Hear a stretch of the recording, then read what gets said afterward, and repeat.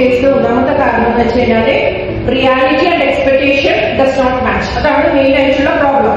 അതായത് കുട്ടികളിൽ കൂടുതലും സോഷ്യൽ മീഡിയ ആൻഡ് സൊസൈറ്റി അതിൽ ഇൻഫ്ലുവൻസ്ഡ് ആയിട്ടാണ് ഉള്ളത്. അപ്പൊ മെയിൻലി ഇപ്പൊ കണ്ടുവരുന്നതെന്ന് വെച്ച് കഴിഞ്ഞാല് കെ ഡ്രാമാസ്, കുട്ടികൾ മെയിൻലി ഇൻഫ്ലുവൻസ് ആകുന്നത് കെ ഡ്രാമാസ്, അതുപോലെ തന്നെ ആ ഒരു കാലഘട്ടം കൂടി കഴിഞ്ഞു. ഇപ്പൊ കൂടുതൽ വരുന്നത് പിന്നെ നെറ്റ്ഫ്ലിക്സ് സീരീസ് അതൊക്കെയാണ് വരുന്നത്.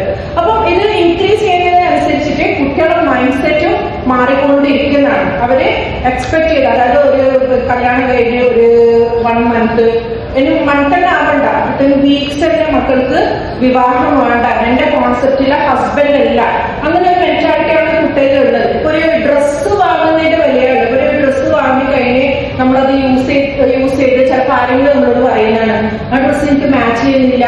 അപ്പൊ ആ ഒരു കല്യാണം മിക്ക മക്കളും ഹസ്ബൻഡിന് പോലും കൽപ്പിക്കുന്നുള്ളൂ.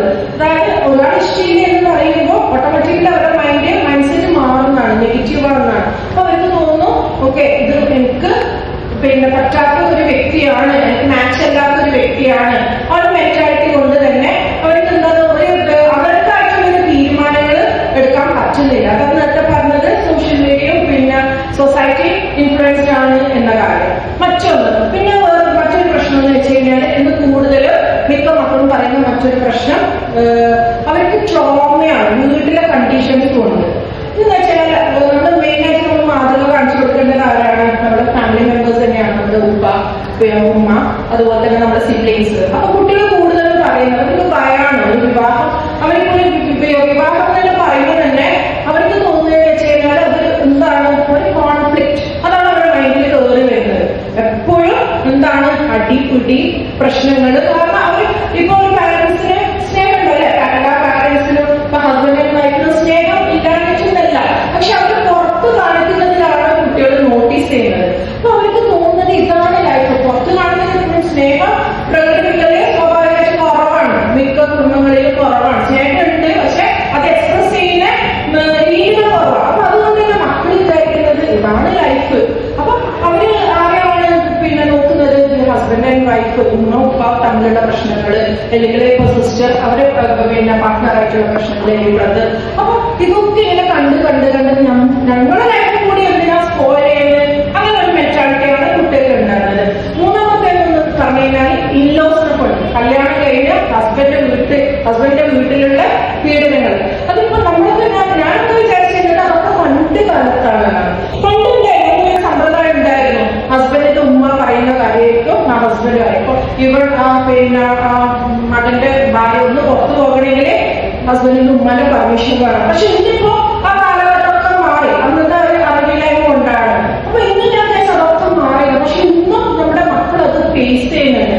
എന്നാൽ അവരിപ്പോ ഈ കല്യാണം കഴിക്കുന്ന കുട്ടിയല്ല, അവർക്ക് വേറെ ഫ്രണ്ട് അവരുടെ എക്സ്പീരിയൻസ് ഷെയർ ചെയ്യുകയാണെങ്കിൽ അവർ ഈ കാര്യങ്ങൾ പറയുമ്പോൾ കുട്ടിയുടെ മൈൻഡിൽ ഇതായി ഫിക്സ്ഡ് ആയി. അതൊരു വലിയൊരു എന്താ പറയുന്നത്, വലിയൊരു ഭയാനകമായിട്ടാണ് അവർ അതിനെ കാണുന്നത്.